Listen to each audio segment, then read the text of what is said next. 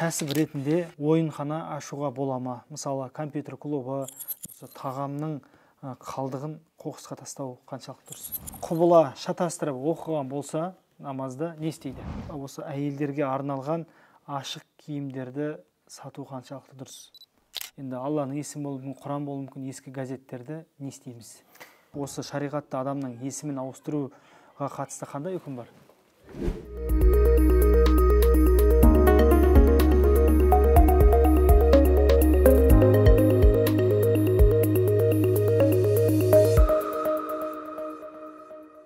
Ассалаумағалейкум, ардақты көрермен, Мұнар арнасының эфирінде жаңа жоба «Жауабы бар» деп аталады.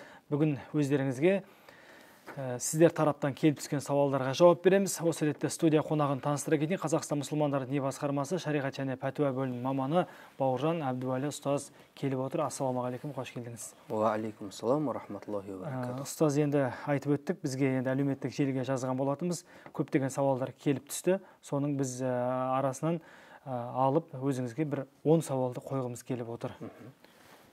Алғашқы сауалымыз мына кәсіп ретінде ойынхана ашуға бола ма? Мысалы, компьютер клубы, мына PlayStation клубтар дейміз. Осы туралы айтып өтсеңіз. Бисмилля, вальхамдулилля, вассалату вассаламу аля сайидина расулилля, ва алихи ва сахбихи, ва ман вала, ва ба'д. Жалпы адам баласының ағзасын демалдыруға, миын тынықтыруға шариғи тұрғыдан рұқсат етіледі. Пайғамбарымыз саллаллаху алейхи ва саллям өзінің хадисінде рауихул қулуба саатан ва саатан, жүректеріңді уақыты-уақытымен демалдырыңдар деген. Осыған орай қазіргі кез келген ойындарды, компьютерлік ойын болсын, PlayStation болсын, барлық осы ойындарды ойнауға шариғи тұрғыдан рұқсат. Бірақ мына шарттарды ескеру керек. Ең бірінші, бұл ойындар пайдалы болу керек. Адамның жаңағы ой өрісін дамытатын ойындар болу керек. Одан кейін адамның жүйкесін тоздыратын, адамға кері әсер беретін, зиян болатын ойындар болмауы тиіс.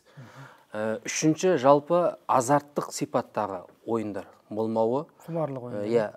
Төртінші, жалпы құлшылыққа кедергі болмау. Бесінші, адамның қажеттіліктеріне тосқауыл болмау керек. Яғни білім алуына, жұмысына кедергі болмау. Содан кейін жаңа боғауыз, балағат сөздер араластырмау, кейін осы уақытының барлығын осы оймен өткізбеу. Себебі пайғамбарымыз саллаллаху алейхи ва саллям екі нығмет бар. Оны көптеген адамдар қадір қасиетін біле бермейді. Оның біреуі бос уақыт, екіншісі денсаулық деген. Міне осы шарттар сақталатын болса, жалпы кез келген ойынға, компьютерлік ойын болсын, PlayStation болсын, ойнауға да, ойынхана ашуға да шариғи тұрғыдан рұқсат етіледі. Енді түнімен жүріп, отбасын ұмытып кету, бұл ретте дұрыс емес, бұл жерде өмірлік қажеттіліктерін тосқауыл болмау, яғни бала шағасын бағу, ол әрбір азаматқа негізіне оның міндеті. Оған қоса жаңағы, мысалы, мектебі болатын болса, мектеп оқушылары, немесе студенттер болатын болса, сабағына, жаңағы оқуына кедергі болмауы керек. Яғни шамалы ғана миын тынықтыратындай бір кішкентай уақытта ойнап, арғы жұмысын немесе оқуын жалғастыру керек. Өзінің ретімен ойнау керек. Саудада сататын заттың үстіне қаншалықты көп сома қосуға болады? Шариғатымызда жалпы мынау тауардың үстінен қанша қосуға байланысты ешқандай бір шектеу жоқ. Жалпы бұл сатушы мен сату алушының арасындағы өзара разылыққа байланысты. Алла Тағала Құран кәрімде «Я юхалладина аману ла такулу амвалакум байнакум бил батил илля ан такуна тижаратан ан тарадин минкум» деген.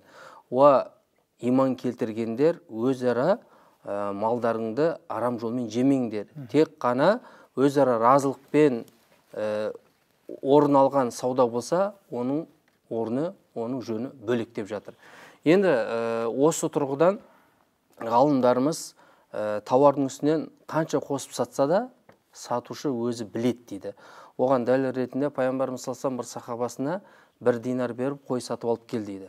Сонда әлгі сахаба осы 1 динарға 2 қой сатып алып, жарты жолда ол 1 қойды сатып, кейін пайғамбарымызға 1 қоймен қайтадан 1 динарды алып келді. Сонда пайғамбарымыз оған дұға еткен. Бұл жерде енді сатушы қанағат, жеңілдік, кеңшілік принципті ұстану керек.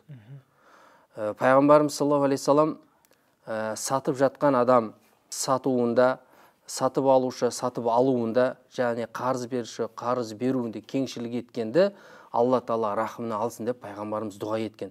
Сондықтан да енді шариғатта рұқсат екен деп тым бір қатты қымбат баға қоймай, жаңағы нарықтағы бағадан асырмай, шектен шықпай, бір адамдарға кеңшілік жасау керек. Ұстаз, енді мынандай да бір жағдай болып жатады кейде, табиғаттың тосын мінездеріне қысқы уақыттарда көп адам енді далада қалып қояды, көлікте қалып қояды. Сондай кезде енді бір затты сатып алу керек болады, бірақ сол заттың бағасын өсіріп тым жаңағы көтеріп жібереді бағасын. Осы дұрыс па, жалпы бағаны қиналған адамға көтеріп жіберу? Біз жаңа айттық қой, қанағат, кеңшілік, жеңілдік принцип ұстану керек дедік. Енді адамның қажеттіліктерін пайдаланып, жаңа тауардың бағасын асырып жіберу дұрыс емес. Ұстаз, енді менің айналамда, маңайымда таныстарымда бар, көбісі есімін ауыстырып жатады. Әлеуметтік желіде болсын, басқаша қойып жатады. Шын мәнінде есімі бөлек. Осы шариғатта адамның есімін ауыстыруға қатысты қандай үкім бар? Енді жалпы адам баласының есімі мағынасыз, және айтқанда, естігенде сөгісті, балағат сөздерді білдіретін мағынада болатын болса, оны ауыстырудың оқасы жоқ. Енді мынау мағынасыз есімдер деп жатырмыз ғой. Осыны Муаллим Сунан атты кітапта былай кетеді: ең онамсыз есім әл-харб, яғни соғыс деген мағынаны білдіреді. Бұл енді қиындықты, жамандықты білдіргендіктен. Одан кейін мурра, ащы, онамсыз, ащылықты білдіреді. Егер адамның есімі осындай мағынасыз болса, жағымсыз болатын болса, оның ауыстыруының оқасы жоқ. Себебі Ибн Омардың риwаятында Омардың Асия деген бір қызы болды дейді. Асия деген күнәһар деген мағынаны білдіреді. Сонда пайғамбарымыз сен Асия емес, жәмиләсің, көріктісің деген есімге ауыстырады. Сол секілді бір Абдул-Хаджар деген кісі пайғамбарымыздың алдына келеді. Есімің кім деген? Абдул-Хаджар дейді. Жоқ, сен Абдул-Хаджар емессің, яғни тастың құлы емессің, сен Алланың құлысың деп Абдулла есімге ауыстырады. Сол секілді Ибн Мусайбтан жеткен риwаятта оның әкесі, оның атасынан жеткізген бір хабарды былай бізге жеткізеді. Пайғамбарымызға барады, сол есімің кім дейді. Сонда ол есімі Хазан болады. Қайғы, жаңағы қиыншылық деген мағынаны білдіреді ғой. Сонда есімің сенің сәхіл болсын дейді да. Пайғамбарымыз енді ауыстырады. Жоқ, менің о ата-бабамнан келіп қойған есімім, мен оны ауыстырмаймын дейді ғой. Сонда Ибн Мусайб айтады: осы сөзден кейін біздің үйімізден қайғы, қасірет кетпей қойды дейді міне. Сондықтан да жалпы егер адамның есімі мағынасыз осындай балағат сөзді білдіретін болса, ауыстырудың оқасы жоқ. Дегенмен де жаңадан туған сәбиге жақсы есімдер қойған жақсырақ, мағыналы дегендей. Жақсы, ұстаз, тағы бір сауалымыз бар. Мына құбыла шатастырып оқыған болса, намазда не істейді?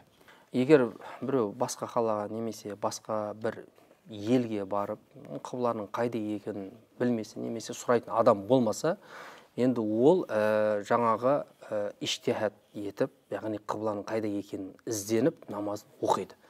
Енді намаз оқып жатып, намазың ішінде ол қыбла басқа тарапта екендігін байқап қалса, онда сол жерде, сол сәтте не істейді? Сол қыблаға қарап бұрылады. Егер намазды оқып болғаннан кейін қыбла басқа тарапта екендігі айқын болатын болса, онда олардың намазы дұрыс болып саналады. Қайтарып та оқымайды. Себебі сахабалар бір сапарда қатты қараңғы кезде қыбланы таба алмай қиналып шатасып қалады. Сол кезде әрқайсысы әр жаққа оқып, арнайы бір белгі ретінде сызып қояды. Таң атса, әрқайсысы әр жаққа қарап оқыған болады. Ол хабарды пайғамбарымызға жеткізген кезде сендердің намаздарың дұрыс деді. Тағы бір риwаятта намаздарың қайтарып оқымайсыңдар деген. Міне сондықтан да иштихад етіп, әрекет етіп, қыбланы ізденіп, кейін намаз оқитын болса, тіпті қателессе де оның намазы дұрыс болады. Ал енді ешқандай әрекет қылмай, иштихад жасамай намазды оқыса не болады? Бұл егер де ол сол қыбланы тауып дұрыс оқыған болса, намаз дұрыс болып саналады. Ал егер қателесіп қалған болса, онда намазын басынан оқиды. Ал енді намазның оқып жат, намазның ішінде егер ол қыбла басқа тарапта екендігі айқын болса, онда ол намазын бұзып бастан оқиды. Себебі ол иштихад еткен жоқ. Үшінші мәселе, егер иштихад етіп, сол өзінің иштихад еткен тарапына емес, басқа тарапқа қарап намазын оқып, соңынан қыбласы дұрыс жаққа бағытталған немесе бұрыс жаққа бағытталған айқын болса да, ол намазын қайтып оқиды. Себебі өзінің иштихад еткені бойынша сол бағытқа қарап оқыған жоқ ол. Сондықтан ол қайтарып оқиды. Ұстаз, сіз айтып отырған иштихадтың да мағынасын айтып өтсек? Бұл жердегі иштихад деп жатқанымыз, яғни қыбланы іздену, яғни айға қарап, күнге қарап дегенде, немесе қазіргі арнайы жаңағы бағдарламаларға қарап қыбланың бағытын анықтау. Іздену керек, бастысы. Яғни іздену. Ұстаз, енді мынау жатақханада, қоғамдық моншаларда ғұсыл алудың әдебі қандай? Енді ол жерде жуынатын жері ортақ болады, ашық болуы мүмкін. Енді жалпы моншаға байланысты пайғамбарымыздың бірнеше хадистері келген. Соның бірінде пайғамбарымыз саллаллаху алейхи салам изарсыз неге моншаға кірмеңдер деген. Изар дегеніміз яғни адамның әуретін жауып отыратын ыштан, жаңа шорти сияқты киімдер. Тізеден төмен болу керек. Тізеден төмен болу. Сол секілді әйелдер ауырмаса, оларды моншаға жолатпаңдар деген. Тағы бір риуаятта моншадан сақтаныңдар. Сонда сахабалар, біз ол жерде кірімізді еземіз, тазаланамыз ғой дегенде, онда әуреттерің жабық болсын деген. Тағы бір риуаятта кімде-кім Аллаға және ақырет күніне иман келтіретін болса, моншаға тек изармен кірсін, және кімде-кім Аллаға және ақырет күніне иман келтірген болса, әйелдерін моншаға кіргізбесін дейді. Енді осы хадистерді алға тартып, имам Құртуби, егер де әуреті жауық болса, жаңағы изармен моншаға кіруге рұқсат. Бұл ер кісілерге. Ал әйелдер тек зәрулік жағдайда ауырып қалған болса, сол кезде оларға моншаға бару болады. Ал бұлай жай уақыттарда тыйым салынады деген. Енді ғалымдар осы қоғамдық моншаға барудың мынандай шарттарын атап өткен. Ең бірінші денсаулығы түзеу үшін және тазалану мақсатында. Екінші, адам жоқ уақытта немесе аз уақытта бару. Үшінші, әуреті жауып болу. Төртінші, жаңағы жерге, қабырғаға қарап көзін сол жерден алмау. Одан кейінгі шарттары, егер біреудің әуреті ашылып жатқан болса, оған жай түсіндіріп айту, әуретіңді жап, ол шариғатта харам дегендей. Одан кейін суды ысырап қылмау және тозақ отын еске түсіру. Енді әрине қоғамдық моншаларға қазіргі таңда негізі белгілі осы моншаның әдебін ұстамай жатыр. Сондықтан да имам Құртуби біздің заманымызда деп, сол заман өзінде адамдар осы моншаның әдебін ұстамағандықтан ол жерге діндар адамдардың баруы дұрыс емес, харам деген.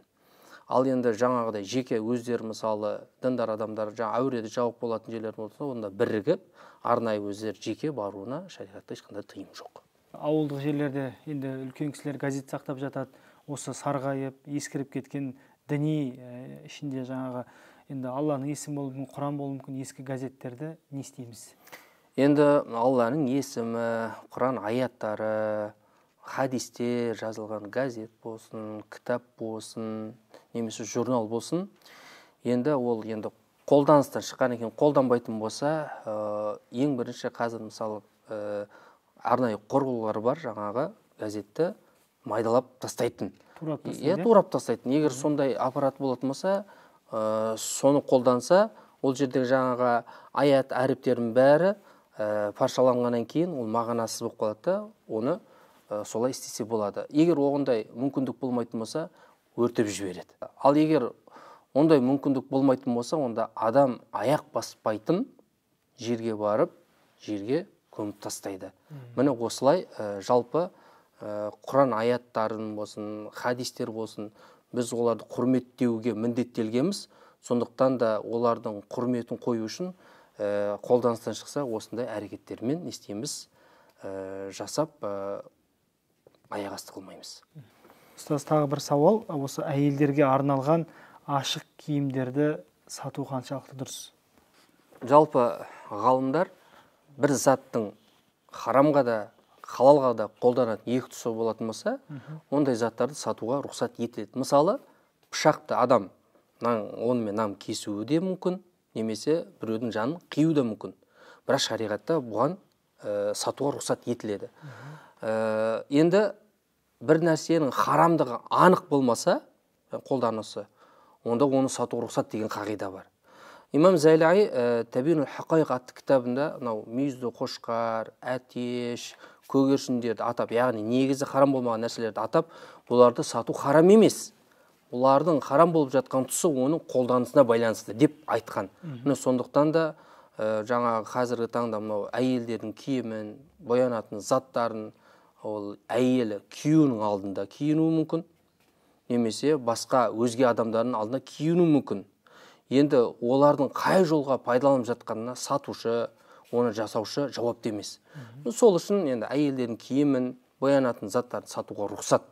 Ал жауапкершілік оны қолданып жатқан адамға жүктеледі, міндеттеледі. Егер харам жолға қолданса, күнәсін өзі көтереді, ал адал жолға қолданса, ол адал болады. Енді үй жағдайында оқып жатамыз кейде намазымызды. Осы намаз оқып жатқанда кішкентай сәби жыласа, оған қарайтын үлкен бір ересек адам болмай қалып, сәбимен қалып қойған кезде намазға жеңілдік бола ма? Дінімізде зәрулік жағдайда намаз бұзуға рұқсат етіледі.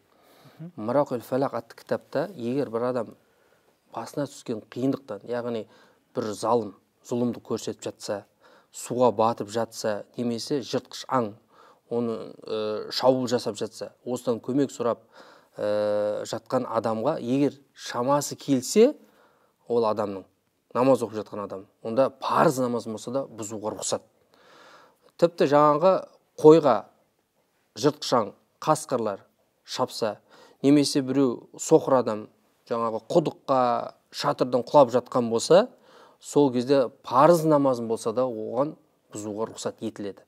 Ал енді ата-анасы көмекке емес, жай шақырып жатқан болса, онда намазды бұзбаудың оқасы жоқ бұл жерде. Енді имам Тахтауи бұлардың барлығы парыз намазға қатысты дейді. Егер нәпіл намазы болатын болса, ата-анасы ол баласының, ұлының жаңағы нәпіл намазын оқып жатқандығын біліп шақырса, жауап бермеудің оқасы жоқ. Ал білмей шақырса, жауап беру керек дейді. Сондықтан да жаңағы әйел намаз оқып жатқанда, егер баласының өміріне қауіпті бір нәрсе төніп жатса, яғни суға батып кетіп жатыр, болмаса бір жерге түсіп құлап түсіп жатыр, немесе күйіп қалып жатқан жағдай болып жатса, ойыншықпен ойнап жұтып қою мүмкін деген. Сондай. Онда намазы не істейді? Бұзады ол. Ал егер ондай жағдай болмайтын болса, онда намазын барынша қысқа сүремен жеңілдетіп, кейін олын барып жұбатады. Ұстаз, енді қазір көп жағдайда мына тамақ үйде жегеннен кейін артылып қалып жатады. Осы тағамның қалдығын қоқысқа тастау қаншалық дұрыс? Енді тағам, нан болсын, бұл бізге берген Алланың нығметі. Алланың берген нығметін біз құрметтеуіміз керек, және оған шүкіршілік етуіміз керек. Пайғамбарымыз саллаллаху алейхи ва саллям әкримул хубза, нанды құрметтеңдер деді. Тағы бір риуаятта жерде жатқан нанды алып пайғамбарымыз Айша анамызға, Айша, Алланың берген нығметін құрметтеңдер. Кімнен Алла тағала нығметті алып қойса, ол қайта оралмайды деген. Сондықтан да жаңағы жеуге жарамды тағам болатын болса, оны қоқысқа тастауға болмайды. Ол бірінші құрметсіздік, екінші ысырап болып саналады. Алла субхану ва тағала Құран кәрімде жеңдер, ішіңдер, ысырап етпеңдер деді. Ықтияр атты кітапта, егер де нанның бір түйірі жерге түсетін болса, оны сол күйінде қоқысқа тастаса, ол ысырап болады дейді. Пайғамбарымыз саллаллаху алейхи ва саллям жерге түскен тағамның қоқысын алып тастап, не істеңдер? Жеңдер деген. Ал енді жеуге жарамсыз тамақ болса, ашып кетсе, бүлінетін болса, бұл жерде ең бірінші ит пен құсқа беру керек. Немесе солар жейтіндей бір жерге қойып қою керек. Ал егер мысалы қазір қалада тұрып жатқан тұрғындардың жайттары оған егер мүмкіндігі болмаса, онда арнайы бір пакетке немесе ыдысқа салып, оны қоқысқа тастауына болады. Мына біздің оқырманымыздан келген сауал, балаларға арнап ойыншық жасап сатуға бола ма? Бұл жерде енді мүмкін бір тірі жанды адамның бейнесін жасауы мүмкін, мысықты, итті, осы жағын сұрауы мүмкін, нақтылап кетсек. Жалпы жанды нәрселердің суретін салуға тыйым салған жайында хадисте баяндалған, баршамыз білеміз мұны. Міне енді ғалымдар, көпшілік ғалымдар осы хадистің ішінен арнайы осы балаларға арналған ойыншықты жасауға рұқсат берген. Себебі Айша радиаллаху анхадан жеткен бір риуаятта ол жаңағы қанатты бір атпен ойнап отырған болады. Сонда пайғамбарымыз бұл не дегенде ат дейді. Аттың қос қанаты бар екен ғой. Иә, Сүлеймен пайғамбардың да атының қос қанаты болған дейді. Сонда пайғамбарымыз оған жымиып қараған дейді. Міне осы хадисті алға тартып ғалымдар жаңағы адамның бейнесі болсын, тірі жанның бейнесі болсын, балаларға арнайы ойыншық етіп жасауға рұқсат берген. Себебі бұның негізгі себебі баланың жүрегіне қуаныш кіргізу, көңілін көтеру. Егер баланың көңілі көтерілсе, ол жаңағы жүрек жай тапса, оның жақсы әрі күш қуатты өсуіне септігі болады. Сондықтан да ғалымдарымыз бұл балаға ойыншық жасауға да, ойнауға да және оны сатуға да рұқсат береді. Ұстаз, Алла разы болсын, өзіңізге рахмет. Сауалдарымызды жауабы түсінікті болды деген ойдамын. Қадірлі көрермен, өздеріңіздің келіп түскен сауалдарымызға жауап берген Қазақстан мұсылмандары діни басқармасы шариғат және пәтуа бөлімінің маманы Бауыржан Әбдуәлі ұстазға біз рахмет айтамыз. Хабарымыздың толық нұсқасын Мұнара телеарнасынан және Мұнара арнасының YouTube, діни басқарманың YouTube парақшаларынан, әлеуметтік желіден толық көре аласыздар. Аман сау болыңыздар.